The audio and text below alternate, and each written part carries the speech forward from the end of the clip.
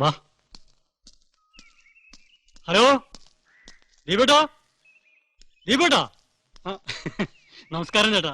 ദീപേട്ടാ ക്ഷമിക്കണം കേട്ടോ, album set ചെയ്യാൻ കുറച്ച് സമയം എടുത്തു, അതുകൊണ്ടാ വൈകിയത്. സാധാരണ കല്യാണം കഴിഞ്ഞ് പിറ്റേ ദിവസം രാവിലെ വിളിച്ചു തുടങ്ങും. ആൽബം റെഡി ആയില്ലേ, കാസറ്റ് ശരിയായില്ലേ എന്ന് ചോദിച്ചോണ്ട്. ഇതിപ്പോ ഇവിടെ ആരും വിളിച്ചില്ല, അതുകൊണ്ടല്ല ഭംഗിയായിട്ട് ചെയ്യാൻ പറ്റി. ഇടയ്ക്കൊരു കാര്യത്തിന് സ്റ്റേഷനിൽ പോയപ്പോ അവിടെ വെച്ച് വിജയ സാറിനെ കണ്ടിരുന്നു. പുള്ളിക്കാരൻ പറഞ്ഞു കല്യാണ കാസറ്റിൽ വധൂവരന്മാരെ ആ പാട്ടിടാൻ. പക്ഷെ അത് തപ്പിട്ട് കിട്ടിയില്ല. എന്നിട്ട് ഞങ്ങൾ 100 ആശംസ കൊടുക്കും. ഇതാ ചേട്ടാ. നമസ്കാരം ചേച്ചി. പൈസ വല്ലതും ബാക്കിയുണ്ടെങ്കിൽ അങ്ങോട്ട് കൊടുത്തയക്കാം. പൈസ ഒരു പ്രശ്നമേ അല്ല. കണ്ടിട്ട് വിളിച്ച അഭിപ്രായം പറയണം. നിങ്ങളിപ്പോ പൊയ്ക്കോളൂ, കാസറ്റിന്റെ വരെ പിന്നെ സംസാരിക്കാന്നേ.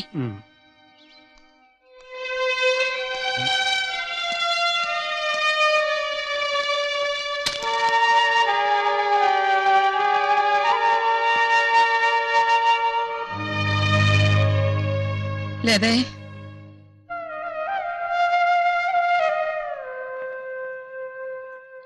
ആരാ അപ്പുറത്ത് വന്നത്? കല്യാണത്തിന്റെ വീഡിയോ കാസറ്റും ആൽബം കൊണ്ടുവന്നത്. എന്റെ കുട്ടിക്ക് ഇങ്ങനൊരു ഗതി വന്നല്ല മോളെ. അമ്മ മിണ്ടാതിരിക്കെ, അവൻ അപ്പുറത്തുണ്ട്.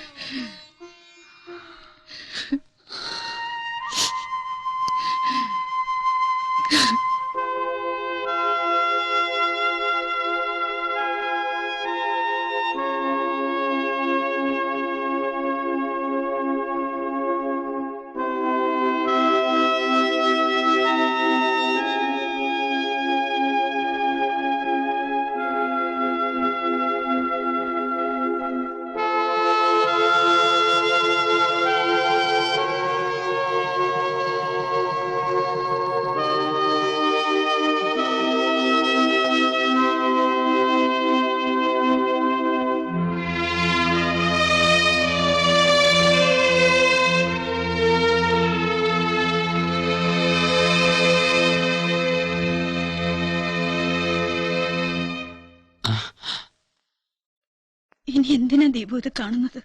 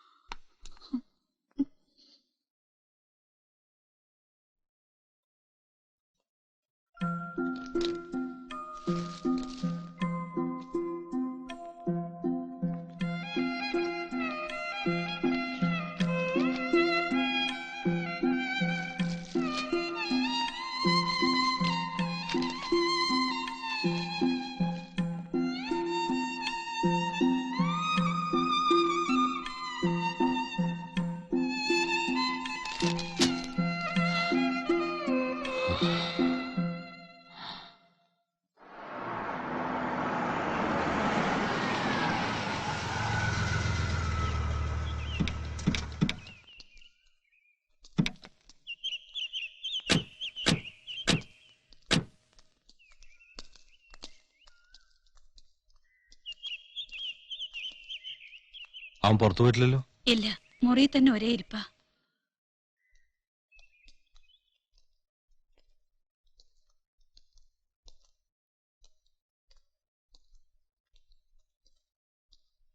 നീ എന്താ ദീപു കടയിലൊന്നും പോകാത്തത്?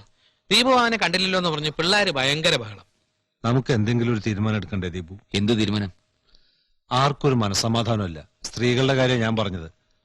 നമ്മൾ ആണുങ്ങൾ വേണമല്ലോ അവരെ ആശ്വസിപ്പിക്കാൻ. നീ വാ, എല്ലാവരും വന്നിട്ടുണ്ട്. ആര്? എല്ലാരും ഉണ്ട്. മാലയ ചേച്ചിയും വാസന്തിയും സീമയും ഒക്കെ. നീ വാ.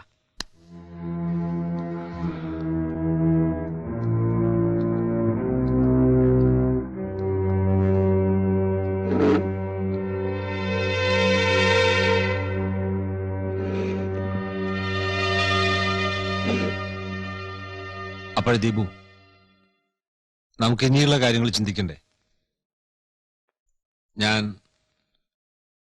ഞാൻ പ്രഭാകരൻ വക്കീലിനെ കണ്ടിരുന്നു. ഡൈവോഴ്സിന് യാതൊരു പ്രശ്നവുമില്ല. മാത്രമല്ല പല പല വകുപ്പുകളാണല്ലോ. വഞ്ചനാക്കുറ്റമല്ലേ? നമുക്കുണ്ടായ സാമ്പത്തിക നഷ്ടവും അവരും വകവെച്ച് തരേണ്ടി വരും. അതൊരു വഴിക്ക് നടക്കട്ടെ. പക്ഷെ നമ്മുടെ പ്രശ്നം അതൊന്നും അല്ലല്ലോ. ദീപു, കഴിഞ്ഞത് കഴിഞ്ഞു. ഇനി അതും ചിന്തിച്ചോണ്ടിരുന്നിട്ട് കാര്യമില്ല. പെട്ടെന്ന് വീണ്ടും ഒരു കല്യാണം എന്നൊക്കെ പറഞ്ഞാ അല്ലാതെ നമുക്ക് വേറെ വഴിയില്ലല്ലോ. നമ്മൾ ആരോടും ഒരു കുറ്റവും ചെയ്തിട്ടില്ലല്ലോ. ഇങ്ങനെയൊക്കെ സംഭവിച്ചു പോയി. നീ ഇങ്ങനെ ആരോടും മിണ്ടാതെയും പറയാതെ ഇരിക്കുന്നത് ഞങ്ങൾക്ക് ആർക്ക് സഹിക്കാൻ പറ്റുന്ന കാര്യമല്ല.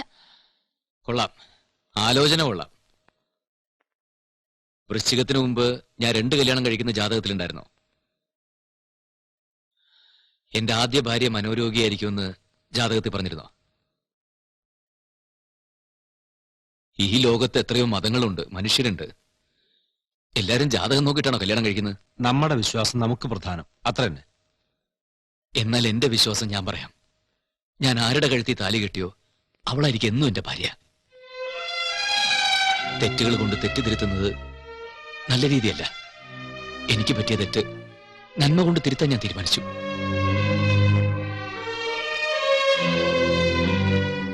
ചിലപ്പോ ഇന്ന് തന്നെ പ്രിയെ ഞാൻ ഇങ്ങോട്ട് വിളിച്ചോണ്ട് വരും. നീ എന്താ ദീപു ഈ പറയുന്നത്? രോഗം ഒരു കുറ്റമല്ല പാലേട്ട, ആർക്കും രോഗം വരാം. നമുക്കുണ്ടല്ലോ കുറെ പെൺകുട്ടികൾ. അവർക്കാണ് ഇങ്ങനെ ഒരു അവസ്ഥ വന്നിരുന്നെങ്കിൽ നമ്മൾ എന്ത് ചെയ്യായിരുന്നു? അതാലോചിച്ചില്ലല്ലേ? ആ കുട്ടിയോട് നമ്മൾ ഒരു സഹതാപവും കാണിച്ചില്ല. രോഗം ചികിത്സിച്ചാ മാറും. ബാലേട്ടൻ കണ്ടതല്ലേ, നമ്മൾ ആ വീട്ടിൽ നിന്ന് ഇറങ്ങിപ്പോരുമ്പോ എന്റെ കാല് പിടിച്ചവള് കരഞ്ഞത്. ഒരു കരുണയും നമ്മൾ കാണിച്ചില്ല. അപ്പോ അവളുടെ വീട്ടുകാരൻ നമ്മളെ ചേച്ചനെ പറ്റി നിനക്കൊന്നും പറയാനില്ലേ? അതിന് ആ കുട്ടി എന്ത് പഴിച്ചു? ദീപു, നിന്റെ നല്ലതിനു വേണ്ടിയല്ലേ ഞങ്ങളെ സംസാരിക്കുന്നത്? ജീവിതകാലം മുഴുവൻ അസുഖമുള്ള ഒരു പെണ്ണിന്റെ കൂടെ നിങ്ങൾ എല്ലാവരും കണ്ട് ബോധ്യപ്പെട്ട് എന്റെ തലയെ കെട്ടിവെച്ചതല്ലേ ഭ്രാന്തിയെ? അതിന് നീ ഞങ്ങൾക്ക് തരുന്ന ശിക്ഷയാണോ ഇത്? ഞാൻ എന്നെ തന്നെ ശിക്ഷിക്കാന്ന് വിചാരിച്ചാൽ ഒരു കുഴപ്പമില്ല. എന്നുവെച്ചാ ഒരു ഭ്രാന്തി പെണ്ണിനെ ഈ വീട്ടിൽ വിളിച്ചോണ്ടോ താമസിപ്പിക്കാനോ? അവളെ പറ്റി അങ്ങനെ പറയരുത്. ചേച്ചി ഒരു സ്ത്രീയല്ലേ, എന്നിട്ട് എന്തുകൊണ്ട് ആ കുട്ടിയുടെ ഭാഗത്തു നിന്ന് ചിന്തിക്കുന്നില്ല? ഞങ്ങളുടെയൊക്കെ ജീവനുണ്ടെങ്കിൽ ഇത് സമ്മതിക്കില്ല. അവൾ സൗമിനെ ചട്ടവും കൊണ്ട് പൊള്ളിച്ചു. എന്റെ 2 മക്കളുണ്ട് ഇവിടെ, പിന്നെ ദീപ്തിയുണ്ട്. അവൾക്ക് ഭ്രാന്തിളകി ഈ കുട്ടികളുടെ കഴുത്ത് പിടിച്ച് ഞെരിച്ചാലോ? ഓ, അപ്പൊ അതാണ് കാര്യല്ലേ? അതെന്താ, അത്ര നിസ്സാര കാര്യമാണോ? ഞാൻ ആ വഴിക്ക് ചിന്തിച്ചില്ല. ചിന്തിക്കണമല്ലോ, നീ മാത്രമല്ലോ ഈ വീട്ടിൽ താമസിക്കുന്നത്. മനസ്സിലായി. എന്റെ മാത്രം ഇഷ്ടം ഇവിടെ നടക്കില്ല എന്നല്ലേ? അപ്പൊ അത്ര ഉണ്ടായിരുന്നുള്ളൂ നിങ്ങൾക്ക് എന്നോടുള്ള ഇഷ്ടം എന്നാണോ അതിന്റെ അർത്ഥം? ഞാൻ മനസ്സിലാക്കിയ സ്നേഹം വെറും വാങ്ങലല്ല, കൊടുക്കലും കൂടിയാ. നമ്മൾ സ്നേഹിക്കുന്നവർക്ക് വേണ്ടി പലതും ത്യജിക്കാനും നമുക്ക് കഴിയണം. പ്രിയെ ഞാൻ സ്നേഹിക്കുന്നു.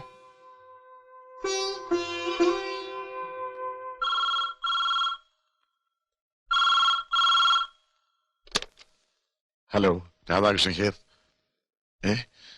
അതെ, ഞാനിവിടെ തന്നെ ഉണ്ടാവും. അല്ലെങ്കിൽ എവിടെയാണെന്ന് വെച്ചാ ഞാൻ അങ്ങോട്ട് വരാം. വേണ്ടേ? എങ്കിൽ എനിക്കൊരു ഫാം ഹൗസ് ഉണ്ട്, അത് ചേറ്റൂരാണ്. ചേറ്റൂരെത്തി ആരോടെങ്കിലും അന്വേഷിച്ചാൽ മതി. തീർച്ചയായും. ഓക്കെ, ഞാൻ അവിടെ ഉണ്ടാവും.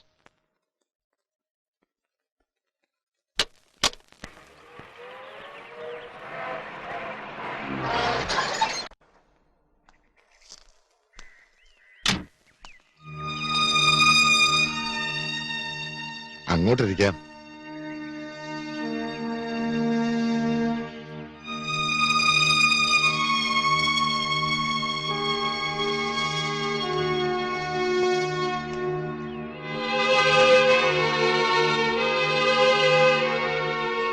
കുറച്ച് നടക്കാം.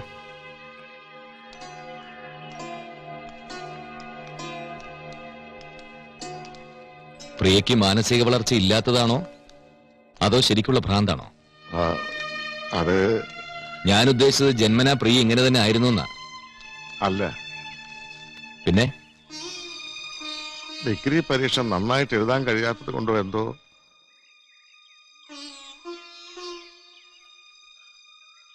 അതിനുശേഷമാണ് ഇങ്ങനെയൊക്കെ സംഭവിച്ചത്.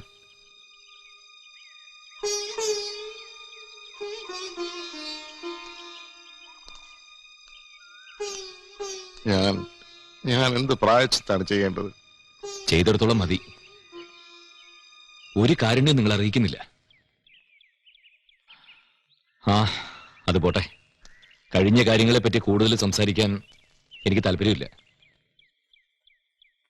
അന്നത്തെ ചുറ്റുപാടിൽ ആ കുട്ടിയെ ഞങ്ങൾക്ക് നിങ്ങളുടെ വീട്ടിൽ കൊണ്ടാക്കേണ്ടി വന്നു. പക്ഷെ അതിനുശേഷം എന്റെ അസ്വസ്ഥത കൂടിയുള്ളൂ. ഇങ്ങനെ പോയാ എനിക്കും ഭ്രാന്ത് പിടിക്കും. നിങ്ങൾ അനുവദിക്കുകയാണെങ്കിൽ പ്രിയെ ഞാൻ കൊണ്ടുപോകും. ഭേദമാകുന്ന അസുഖമാണോ എന്ന് ചികിത്സിച്ചല്ലേ പറയാൻ പറ്റൂ.